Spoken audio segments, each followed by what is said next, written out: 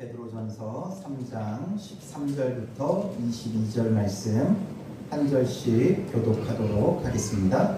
또 너희가 열심으로 선을 행하면 누가 너희를 해하리요?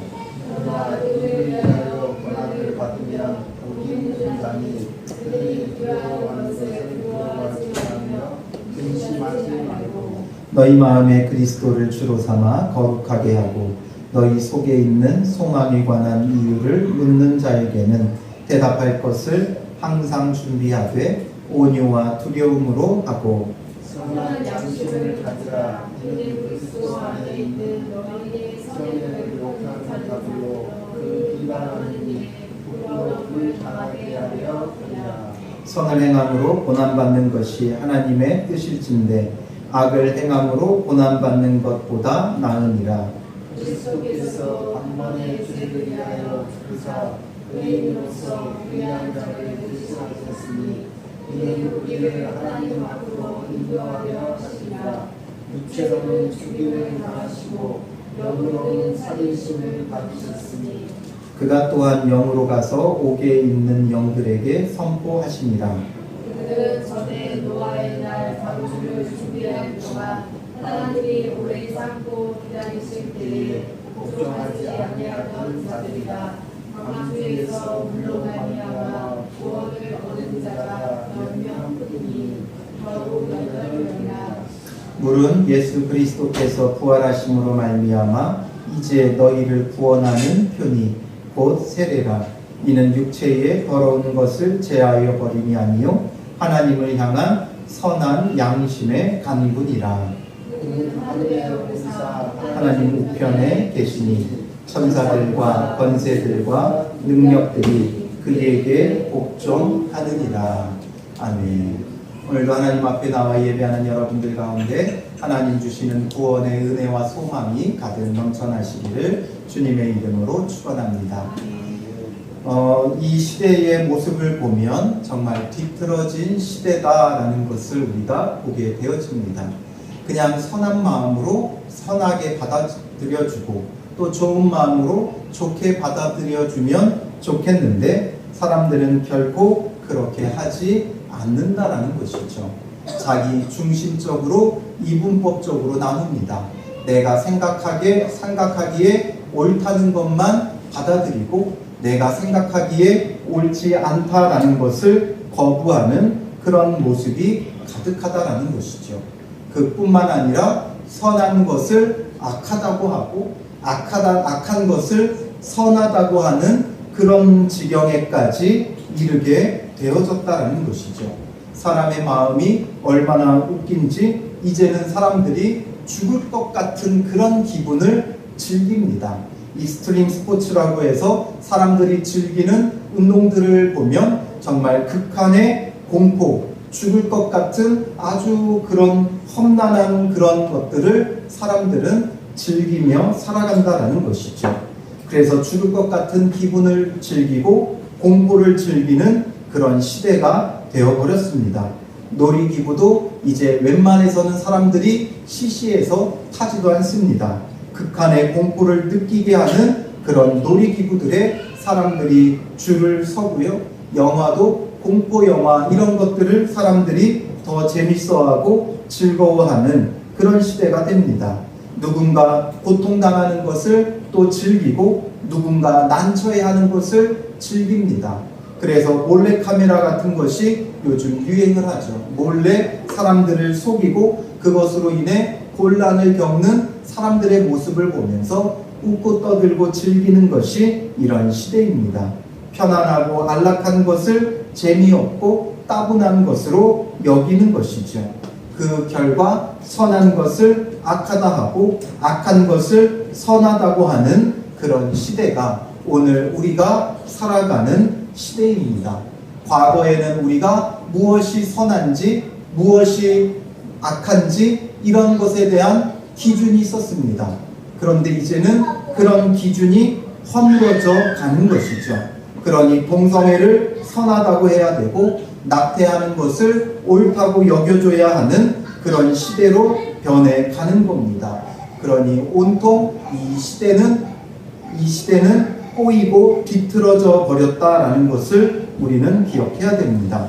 이런 시대 속에서 그리스도인들은 그 죄로 뒤틀어지고 꼬인 시대 가운데 예수 그리스도로 말미암아 꼬이고 뒤틀린 것을 바르게 세워 나가는 자들이기 때문에 고난을 겪을 수밖에 없습니다.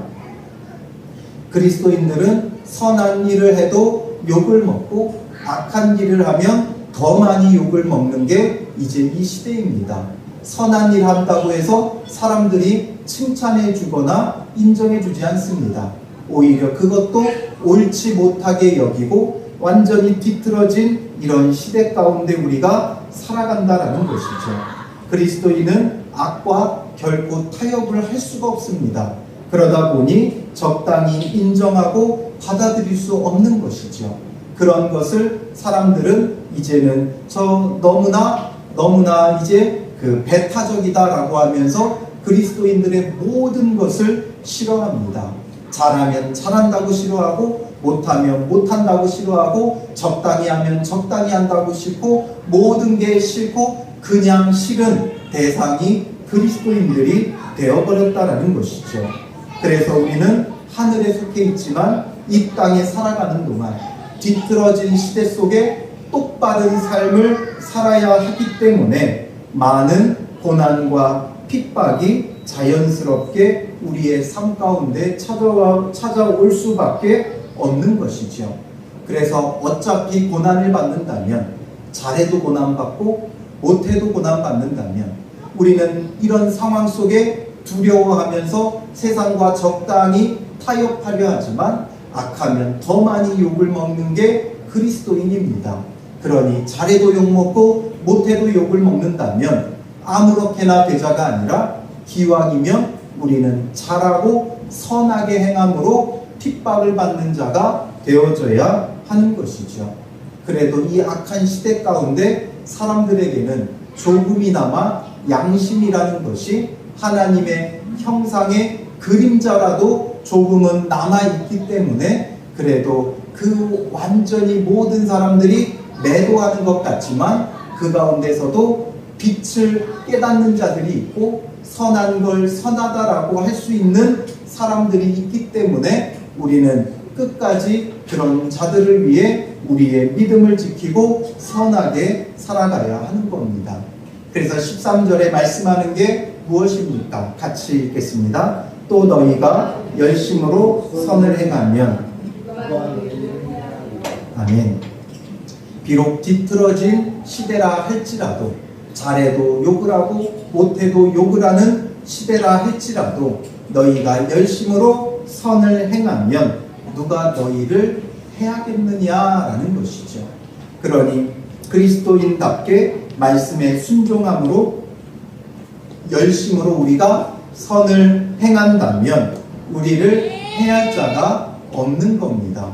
많은 사람들이 우리를 매도하고 또 오해를 가지고 또 악하게 받아들임으로 고난 당할 수는 있지만 그러나 끝까지 우리가 선을 행한다면 말씀을 붙잡고 끝까지 거룩하게 서기를 힘쓴다면 마침내는 인정받게 되는 것이 이 세상입니다. 왜냐하면 뒤틀어진 것 같으나 선한 양심을 가진 사람들이 하나님께서 곳곳에 남겨두셨기 때문에 하나님께서 사용하시고 일하시는 사람들이 있기 때문에 이 세상에서도 우리가 끝까지 선을 행하면 적당히가 아니라 열심으로 선을 행하고 끝까지 선을 행하면 인정받게 되어지는 겁니다. 오늘날 많은 교회와 목회자들과 성도들이 비난과 핍박을 받지만 솔직하게 우리가 인정할 건 인정해야 됩니다. 무엇 때문에 비난과 핍박을 받습니까? 우리가 의를 위하여 핍박을 받고 있습니까? 결코 그렇지 않습니다. 그동안 우리의 불의하게 행한 부분들이 쌓이고 또 쌓여서 그것이 이제 결과로 다가온 것이 이제 교회를 핍박하고 그리스도인들을 박해하는 그런 시대로 점점 변해가고 있다는 것이죠. 오히려 이 시대는 종교를 인정하는 시대입니다. 다양한 종교를 인정하되 한 가지 인정하지 않는 게 바로 기독교인 것이죠. 다른 종교들은 다 존중하고 이해해야 한다고 하지만 기독교만큼은 인정하지 않고 존중하지 않는 그런 시대로 변해가고 있는 것은 그동안 교회들의 그리스도인들의 그 삶의 결과라는 것을 우리가 인정해야 하는 겁니다. 그래서 그리스도인이라고 하면서 정작 그리스도인답게 살지 못한 결과이므로 우리가 그것을 감당하되 다시는 이런 결과를, 이런 열매를 맺지 않도록, 악하고 불의한 열매를 맺지 않도록 열심으로 선을 행하는 자들이 되어야 한다는 것이죠. 우리가 이렇게 세상에서 인정받기 위해 선을 행해야 되는 것이 아니라 이것은 마땅히 그리스도인의 삶이기 때문에 우리가 열심으로 선을 행해야 됩니다. 선을 행하는 목적이 세상에서 인정받기 위해, 내가 덜 핍박받기 위해가 아니라 이것 자체가 그리스도인의 삶이고 이것 자체가 하나님이 원하시는 그리스도인의 삶이기 때문입니다. 그래서 우리가 마땅히 그리스도인의 삶을 산다면, 열심히 선을 행한다면 자연히 우리를 해할 자가 없는 것입니다. 그리스도인이라고 하면서 정작 그리스도인답게 살지 못하는 게 늘 문제인 겁니다. 대부분의 사람들은 열심히 선을 행하면 인정하고 받아들여 주는 겁니다. 정말 악하고 사탄의 도구가 되지 않는 이상 사람들은 인정해 주게 되어 있습니다. 그러나 선을 행함에도 때로는 오해와 선한 것을 싫어하는 자들로 대접을 받을 때도 있습니다. 빛을 싫어하는 어둠의 종들이기 때문입니다. 그런 자들로 인해 14절에 뭐라고 말씀합니까? 같이 읽겠습니다. 그러나 의를 위하여 고난을 받으면 복 있는 자니 그들이 두려워하는 것을 그러나 의를 위하여 고난을 받으면 복 있는 자다라는 것이죠. 다른 게 복이 아닙니다. 의롭게 살아가면, 열심으로 선을 행하면 악한 자들로 인하여 고난받게 되어져 있습니다. 그러나 그 고난받는 게 바로 우리에게는 유익이고 복이다라는 이 사실을 결코 잊지 말아야 하는 것이죠. 예수님도 마태복음 5장 10절에 의를 위하여 박해를 받는 자는 복이 있나니 천국이 그들의 것이니라 라고 말씀하고 있습니다. 젊어서 고생은 사서도 한다라는 말이 있죠. 그런 것처럼 그리스도인의 고난은, 의를 위한 고난은 사서도 하는 것이 되어야 하는 것이죠. 열심으로 우리가 의를 행하면 자연스럽게 고난받을 수밖에 없습니다. 왜냐하면 이 시대는 악하기 때문에, 악한 세상 속에 우리가 함께 거하기 때문에 힘들 수밖에 없고 고난받을 수밖에 없죠. 그러나 우리가 말씀에 순종하며 고난받고 있다면 그것이 바로 우리가 참되게 신앙생활 하고 있다라는 것이죠. 우리가 말씀에 순종한다고 하는데 세상에서의 갈등이 없고 세상에서의 부딪힘이 없고 믿지 않는 자들과 여러 어려운 문제들이 없다라는 것은, 그것은 우리가 말씀대로 살아가고 있지 않다라는 이야기죠. 적당히 세상법과 타협하며 우리가 살아가기 때문에 문제가 되지 않는 것이지, 세상법이 아닌 하나님의 말씀을 따라 의로 진리로 거룩함으로 행하면 자연스럽게 고난을 받을 수밖에 없고 그 고난을 통해 우리는 천국을 소유한 자다라는 것을 확신할 수 있다는 것이죠. 우리는 말씀 따라 정말 열심으로 선을 행하는 자가 되면 고난 받는 겁니다. 그러나 그 고난이 우리가 바르게 신앙생활하고 있다는 것을 확증해주고 또한 천국이 내 것이다라는 것을 확증해 주는 겁니다. 중요한 것은 의를 위해 박해받는 것이고 말씀에 순종함으로 당하는 고난이다라는 것이죠. 내가 잘못해서 당하는 고난 아니고 말씀에 순종함으로 당하는 고난이 되어야 하는 것이죠. 15절 말씀 같이 읽겠습니다. 너희 마음에 그리스도를 주로 삼아 거룩하게 하고 너희 속에 있는 소망에 관한 이유를 묻는 자에게는 대답할 것을 항상 준비하되 온유와 두려움으로 하고 라고 말씀하고 있습니다. 너희 마음에 그리스도를 주로 삼아 거룩하게 하라라는 것이죠. 우리 마음에 그리스도가 참되게 주가 되어야 됩니다. 주종 관계가 주님과 나와의 관계인 것이죠. 우리는 이 시대에 주종 관계가 없는 시대에 살아갑니다. 그러나 주인과 종의 관계를 우리는 잘 생각해 보아야 한다는 것이죠. 종이 어디 주인의 뜻을 거스를 수가 있습니까? 주인의 뜻을 거스른다면 그는 많은 심이 많은 매타작을 당할 수밖에 없다라는 것이죠. 우리의 마음에 그리스도가 진짜 주인이 되어야 됩니다. 그래서 주인 대신 예수님의 말씀대로 우리가 행동하고 순종하고 따르는 이것이 매우 중요한 것이죠. 예수님이 나의 주인이 되면 자연스럽게 우리의 모든 삶은 선을 행할 수밖에 없는 겁니다. 예수님이 주인 되지 못하니까 자꾸 나 자신이 스스로 주인이 되어서 나의 생각대로, 나의 뜻대로, 나의 염려대로, 나의 근심대로, 나의 걱정대로, 나의 습관대로, 나의 감정대로 행동하는 것이 바로 오늘 우리의 모습이 되어져 버린 것이죠. 정말 나의 주인이 예수님인가? 그래서 주인 되신 예수님의 말씀에 온통 귀 기울이며 주인의 명령이 떨어지기만을 바라고 그 명령이 떨어지면 즉각 반응하고 순종하며 행하는 열심으로 선을 행하는 자인가? 우리 자신을 늘 돌아볼 수 있어야 하는 것이죠. 왜냐하면 천국을 소유한 구원의 소망이 있기 때문입니다. 예수 그리스도가 주인이 되어지면 우리에게는 천국을 소유한 구원의 소망이 있다는 것이죠. 소망이 있고 없고의 차이가 얼마나 큰지 모릅니다. 소망이 있는 사람은 지금 아무리 힘들고 아무리 고통스럽고 아무리 괴로워도 참고 견디며 이겨나갑니다. 그러나 소망이 없는 사람들은 조그만 일에도 낙심하고 완전히 무너져 내려버린다는 것이죠. 그래서 우리가 기억해야 될 것은 소망이 있느냐 없느냐 이것에 따라서 그 사람의 삶이 온통 뒤바뀐다는 것이죠. 소망이 없는 사람은 조그마한 고난도 고통도 감당 못하는 겁니다. 그러니 그것에 벌벌 떨며 마침내 쓰러져 버리는 것이죠.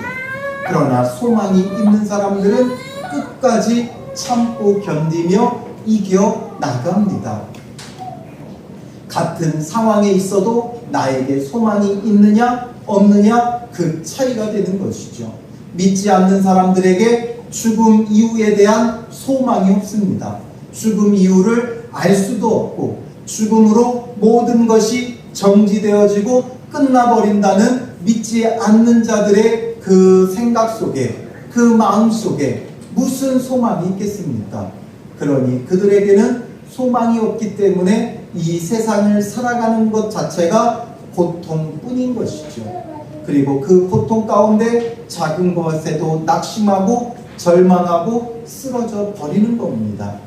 그러나 믿음의 사람들은 이 세상으로 끝나는 게 아니죠. 그 이후에는 하나님의 심판이 있을 것이고 예수 그리스도를 믿는 믿음으로 말미암아 천국에 간다는 소망이 있기 때문에 이 세상 가운데 당하는 고난과 고통을 이겨나가는 겁니다. 그러므로 우리가 말씀에 순종할 때 우리에게 찾아오는 여러 가지 갈등의 상황 속에 말씀에 순종함으로 겪게 되는 고난과 고통 가운데 우리가 천국에 대한 소망이 없으면 견디지 못하는 겁니다. 그러나 천국에 대한 소망이 있는 자들, 예수 그리스도가 그 마음의 주인이 되어 천국에 대한 소망이 있다면 우리는 어떤 것도 참고 견디며 이겨나갈 수 있는 겁니다. 어떤 믿음의 사람들의 간증을 들어보면 저런 상황을 어떻게 견뎌냈을까 싶은 그런 상황들이 있습니다. 나라면 이겨내지 못했을 텐데 어떻게 저것을 이겨나갔을까? 한 가지입니다. 그들에게 천국의 소망이 있기 때문에, 예수 그리스도의 부활의 소망이 있기 때문에 견디며 이겨나가는 겁니다. 우리가 보기엔 못 견딜 것 같지만 우리도 그런 상황에 놓이게 되고 주님께서 천국에 대한 소망을 주시기만 한다면 우리는 얼마든지 견뎌나갈 수가 있는 것이죠. 견디지 못한다는 것은 결국 소망이 없다는 겁니다. 말씀이 말씀으로 믿어지지 않고 말씀이 말씀으로 들려지지 않고, 그래서 말씀에서 우리에게 가르쳐주고 있는 예수 그리스도의 부활 소망이, 천국에 대한 영생의 소망이 우리 가운데 확실해지지 않기 때문에 그런 것이죠. 예수 그리스도가 나의 주인이 되면, 예수 그리스도가 내게 오시면 놀라운 은혜가 우리에게 임하게 됩니다. 예수 그리스도가 내게 들어오고 내게 찾아오고, 그러면 결과적으로 우리에게는 천국이 내게 오는 겁니다. 예수님이 오실 때 세례 요한이 뭐라고 외쳤습니까? 회개하라, 예수님이 이제 곧 도착하신다가 아니라 천국이 가까이 왔느니라. 예수 그리스도를 통해 천국을 누리고, 예수 그리스도를 통해 하나님을 누리고 하나님 나라를 누리고, 예수 그리스도를 통해 영생을 누리기 때문에 예수님이 이 땅에 오시는 것은 천국이 오는 것과 동등하다는 것이죠. 예수님이 내 마음의 주인이 되신다는 것은 내 마음에 천국이 이루어진다는 것을 의미하는 겁니다. 그러므로 예수 그리스도가 내게 주인이 되면 내 마음에 천국이 이루어지고, 그러므로 온전하게 이 땅에서 하나님의 나라를 누리는 그 천국에 대한 소망이 분명해지므로 이 땅에서 겪게 되는 고난과 고통과 시름과 아픔은 아무것도 아닌 것이 되어져 버리는 것이죠. 그러므로 우리가 정말 예수 그리스도로 말미암아 참 소망을 누리고 있는가, 이것이 분명해져야 우리가 이 땅에서 말씀에 순종하며 당하는 고난, 의를 위하여 당하는 고난, 이를 통해 참 복 있는 자가 되어지는 겁니다. 그러면서 우리에게 무엇을 이어서 말씀하고 있습니까? 16절 말씀 같이 읽겠습니다. 선한 양심을 가지라. 그리스도 안에 있는 너희의 성령을 욕하는다며 그 비방하는 일에 부러움을 강하게 하려 합니다. 우리가 소망을 갖되 우리가 가져야 되는 마음은 선한 양심을 가져야 한다라는 것이죠. 선한 양심, 이것이 얼마나 중요한지 모릅니다. 선한 양심은 바로 선한 것을 선하게 받아들이고 악한 것을 악하게 받아들일 수 있는 것이 선한 양심입니다. 그런데 이 마음이, 양심이 뒤틀어지니까 선한 걸 악하게 받아들이고 악한 걸 선하게 받아들이게 되어지는 겁니다. 우리의 행동은 어디서부터 나옵니까? 마음에서 나오는 것이죠. 어떤 마음을 품느냐에 따라 그 삶의 행동이 달라집니다. 선한 마음을, 선한 양심을 품은 자는 선한 행동을 하게 되어 있고, 악한 마음, 악한 양심을 품은 자들은 악한 행동을 하기 마련입니다. 선한 양심이 바로 우리의 신앙에 있어서 아주 중요한 그 원리입니다. 예수님께서 밭으로 우리의 마음을 비유하셨을 때 우리의 마음의 밭이 어떠해야 됩니까? 바로 좋은 밭이 되어야 하는 것이죠. 좋은 밭이 되지 않으면 열매를 맺지 못합니다. 길가밭, 또한 돌밭, 가시떨기 다 소용없습니다. 뿌리를 잠깐 내렸든 못 내렸든 다 상관없습니다. 결과적으로 열매를 맺었느냐 못 맺었느냐, 열매를 맺는 밭이냐 맺지 못하는 밭이냐, 두 가지로 구분되어진다는 것이죠. 열매를 맺는 밭은 좋은 밭밖에 없습니다. 무엇이 좋은 밭이라고 누가복음 8장 15절에서 말씀합니까? 같이 읽겠습니다. 좋은 땅에 있다는 것은 좋은 마음으로 말씀을 듣고 지키며 인내로 결실하는 사람. 아멘. 좋은 땅에 있다는 것은, 좋은 밭이라는 것은 다른 게 아니라 착하고 좋은 마음으로 말씀을 듣고 지키어 인내로 결실하는 자다라는 것이죠.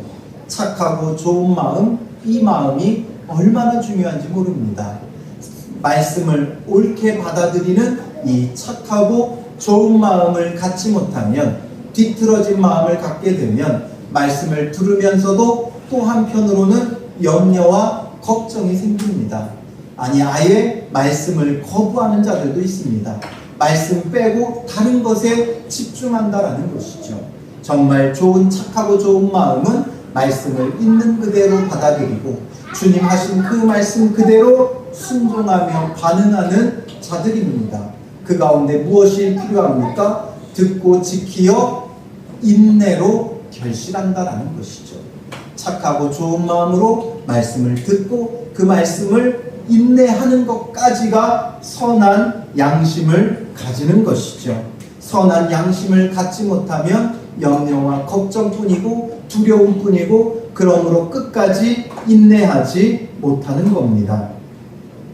말씀의 씨앗이 심기워지면 선한 일들로 30배, 60배, 100배로 결실하는 것은 선한 양심을 가질 때만 가능하다라는 것이죠. 누구도 부인할 수 없는 이런 마음에서 나오는 좋은 열매가 있어야 하는 겁니다. 앞서서 16절에 그리스도 안에 있는 너희의 선행을 욕하는 자들로 그 비방하는 일에 부끄러움을 당하게 된다라는 것이 바로 이런 원리 때문에 그런 겁니다. 선한 양심을 따라서 우리의 선행을 욕하는 자들이 비방하는 일에 부끄러움을 당한다라는 것이죠. 열매가 있으니까 누구도 부인할 수 없고, 사람들이 우리를 욕했으나 우리 안에 욕할 수 없는, 부인할 수 없는 착하고 좋은 행실들이 가득 열매로 맺어지게 되면 욕한 자들이 오히려 부끄러움을 당하고 수치를 당하는 것이죠. 우리가 마침내 끝까지 선을 행하면, 세상의 어떤 비난과 비방 가운데서도 끝까지 선을 행하게 되어지면, 그러면 사람들을 우리의 그 선한 행실들을 통해 마침내는 비방하는 자들이 오히려 부끄러움과 수치를 당하게 되어지는 겁니다. 그러므로 우리는 어떤 신앙생활을 하는 게 마땅합니까? 17절 같이 읽겠습니다. 선을 행함으로 고난받는 것이 하나님의 뜻이진대.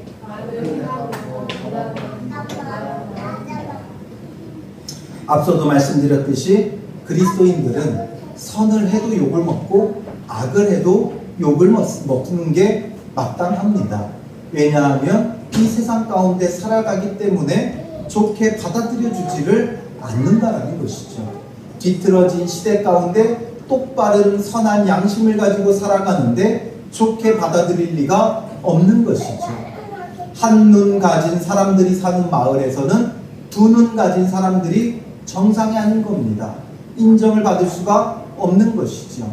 이 시대는 이미 그런 시대가 되어버렸습니다. 악한 양심을 가지고 뒤틀어진 시대가 되었기에 선한 양심을 가지고 똑바른 마음으로 살아가면 욕을 먹는다라는 것이죠. 그런데 선을 행함으로 고난받는 게 하나님의 뜻이다라고 아예 선언을 합니다. 우리가 선을 행함으로 고난받는 게 하나님의 뜻이라는 것이죠. 왜냐하면 그것을 통해 하나님이 하시고자 하는 일들이 있는 겁니다. 그런데 악을 행함으로 고난받는 것보다 훨씬 이게 더 낫다라는 것이죠.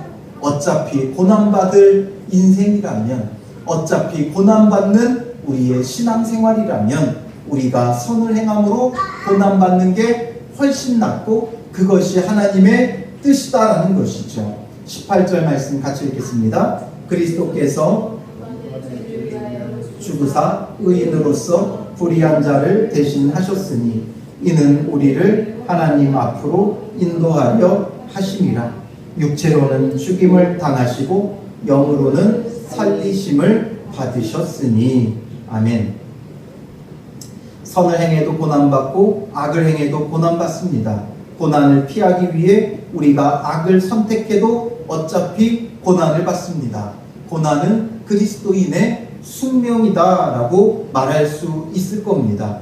그런데 악을 행해 받는 고난은 당연히 우리가 받아야 할 벌을 받는 것이므로 아무런 복이 없지만, 우리가 정말 선을 행함으로 고난을 받는다면 우리에게 복이 있고 이것이 하나님의 뜻이고 이것이 주님 안에서 옳은 것이다 라는 것이죠. 그러면서 그리스도인들은 선을 행함으로 고난받는 자가 되어야 한다라는 것이죠. 왜냐하면 이제 왜 그렇게 해야 하는지 분명한 원인이 있는 겁니다. 이유가 있는 것이죠. 왜냐하면 그리스도께서도 그렇게 하신 겁니다. 예수 그리스도께서 단번에 죄를 위하여 죽으사 이 고난당하고 죽임 당하시니까 의인으로서 불의한 자를 대신하셨으니 이는 우리를 하나님 앞으로 인도하려 하심이라 라고 말씀하는 겁니다. 예수님이 고난당하고 죽임당하니까 우리가 살았다라는 것이죠. 누군가를 정말 살리기 원한다면, 정말 죄 가운데 죽어있는 영혼 살리기 원한다면 내가 고난당하고 죽어져야 그 사람이 사는 겁니다. 예수님께서 보여주셨듯이 예수님께서 십자가에서 고난당하고 죽어지시니까 그 택한 자들을 살리신 겁니다. 그러므로 우리도 똑같이 고난당하고 죽어질 때 바로 누군가를 살릴 수 있다라는 것이죠.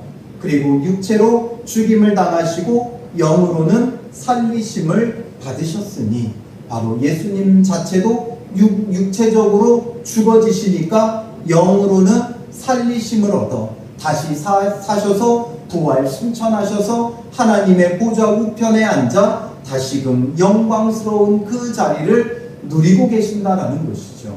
우리가 죽어져야 사는 겁니다. 이게 바로 주님 안에서의 신앙의 또 하나의 원리인 것이죠. 죽어야 사는 게 신앙입니다.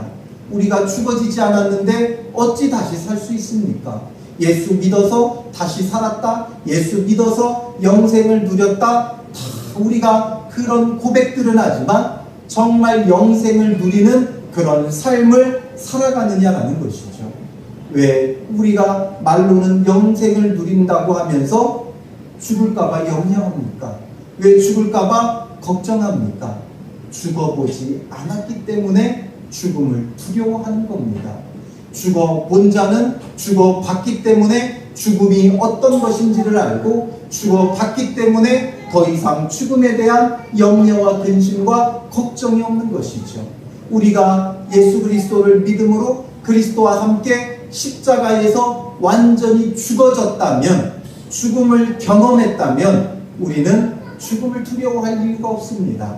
그러나 죽지 않겠다고 아직까지 우리가 발버둥치고 있고 아직까지 내 마음에 미련을 두고 붙잡고 놓지 못하는 것이 있기 때문에 우리가 영으로 살리심을 온전히 입지 못하였다라는 것이죠.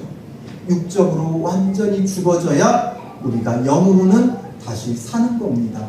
왜냐하면 예수 그리스도와 함께 십자가에 죽고 예수 그리스도의 부활하심과 함께 다시 부활 생명 영생을 누리게 되기 때문입니다.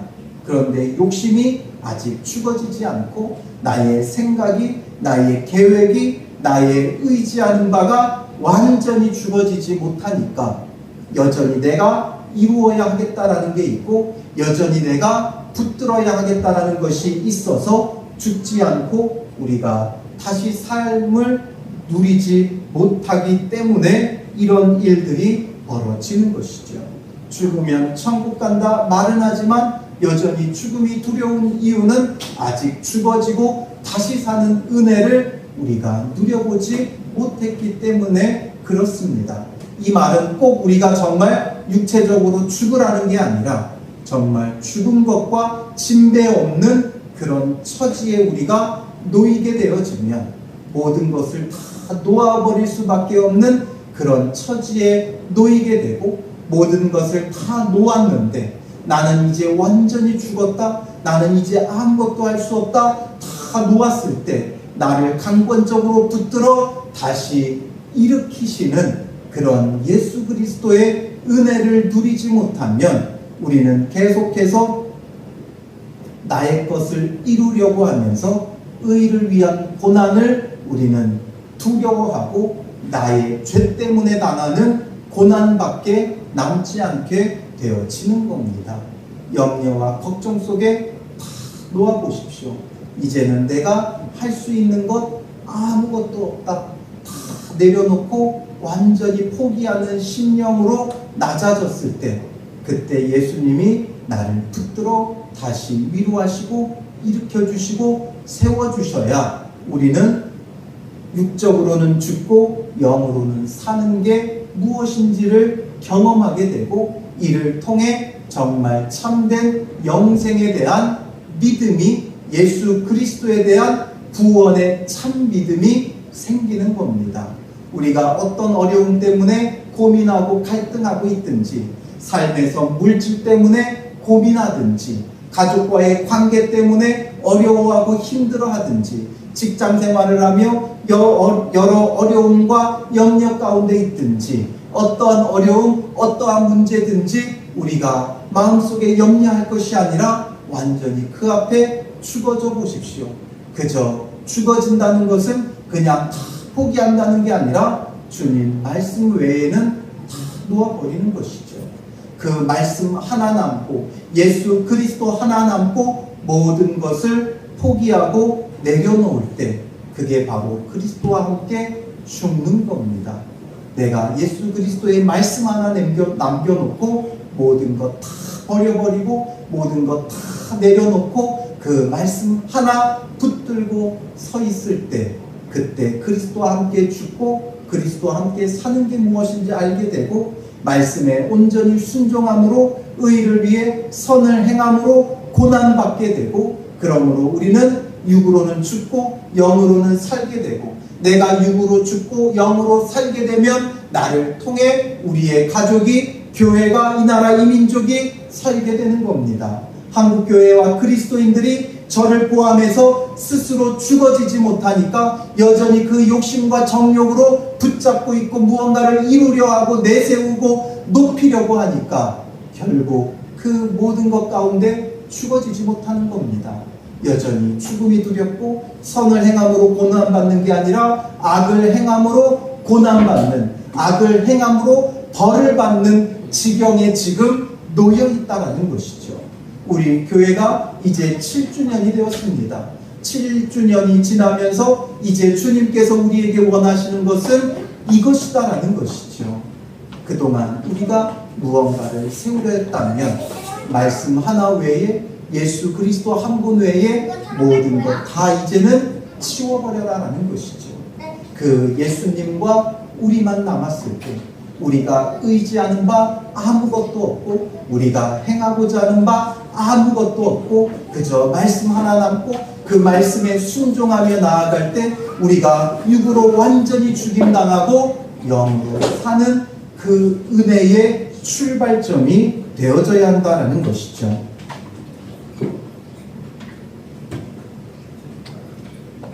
19절 말씀 같이 읽겠습니다. 그가 또한 영으로 가서, 예수 그리스도께서 육으로는 죽고 영으로는 살리심을 입어 옥에 있는 영들에게 선포하신다라는 것이죠. 옥에 있는 영들이 누구를 말합니까? 20절 말씀 같이 읽겠습니다. 그들은 전에 노아의 날 방주를 준비할 동안 하나님이 오래 참고 기다리실 때에 복종하지 아니하던 자들이라. 방주에서 물로 말미암아 구원을 얻은 자가 몇 명뿐이니 겨우 8명이라. 아멘.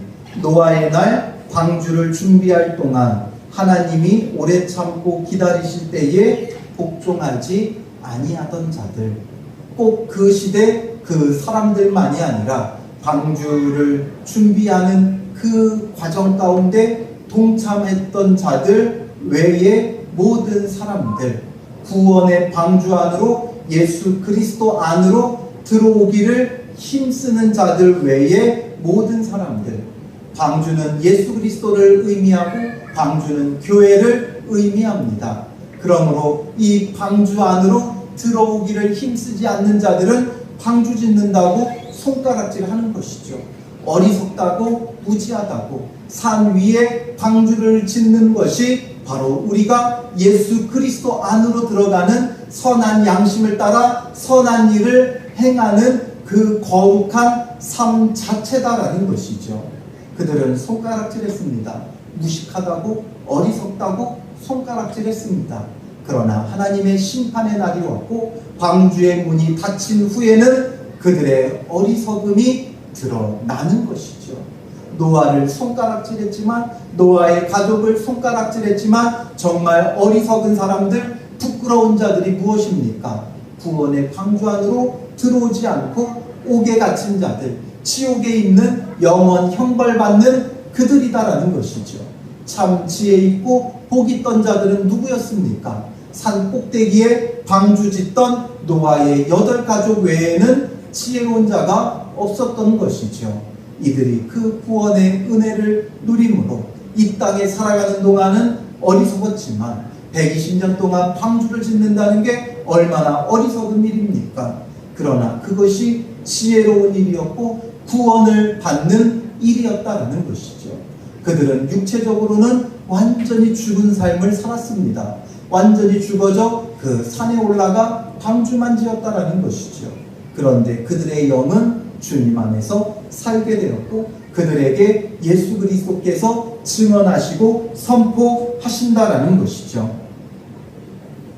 21절 말씀 같이 읽겠습니다. 물은 예수 그리스도께서 부활하심으로 말미암아 너희를 구원하는 편이 모세라. 이는 육체의 더러운 것을 대하여 버림이 아니요 하나님을 향한 선한 양심의 강구이라. 노아의 홍수 때에 물은 심판의 도구이기도 하지만 구원의 계기가 되기도 합니다. 그 물 심판 앞에 방주를 지었던 노아의 가족이 구원을 받은 것이죠. 물은 예수 그리스도께서 부활하심으로 말미암아 이제 너희를 구원하는 편이 곧 세례라라는 것이죠. 세례를 준다는 것, 물속에 들어갔다 나옴으로 인해 나의 옛사람은, 나의 육체는 죽고 나의 영은 주 안에서 살았다라는 징표가 되어지는 겁니다. 그래서 세례받은 우리는 옛사람의 모습은 그 아래 완전히 죽어지고 이제 예수 그리스도로 말미암아 다시 살리심을 얻어서 우리의 영이 살아있는 거룩한 삶을 살아야 한다는 것이죠. 그래서 육체의 더러운 것을 제하여 버림이 아니요 하나님을 선한 양심의 간군, 하나님을 향한 선한 양심의 간군이라는 것이죠. 세례받았다고 하여 그것으로 우리의 육체의 더러운 것을 제하여 버린다라는 것이 아니라 그로써 이제 다시 살리심을 얻어 선한 양심을 얻고 그래서 선한 양심으로 살아있는 참 생명의 삶을 살아가라라는 것이죠. 세례를 받아서 씻어서 깨끗하다가 아니라 이제는 새로운 선한 양심을 가지고 살리심을 얻어 거룩한 삶을 살라. 하나님을 향한 선한 양심의 간구다라고 말씀해 주고 있다는 것이죠. 그러니 우리는 선한 양심을 주님 앞에 간구해야 됩니다. 그리고 선한 양심을 따라 살아가는 자들이 되어야 하는 것이죠. 22절 말씀 같이 읽겠습니다. 그는 하나님 우편에 계시니 천사들과 권세들과 능력들이 그에게 복종하느니라. 아멘. 그러므로 세례받은 자들은 선한 양심의 간구, 즉 성령의 내주하심으로 선한 행실이 열매로 맺어져야 하는 것이죠. 그는 하늘에 오르사 하나님 우편에 계시니 천사들과 권세들과 능력들이 그에게 복종한다라는 것이죠. 온전히 그에게 복종하며 선한 양심을 따라 더러운 것을 제하고 선한 행실이 이루어져야 합니다. 모든 것이 예수 그리스도에게 복종합니다.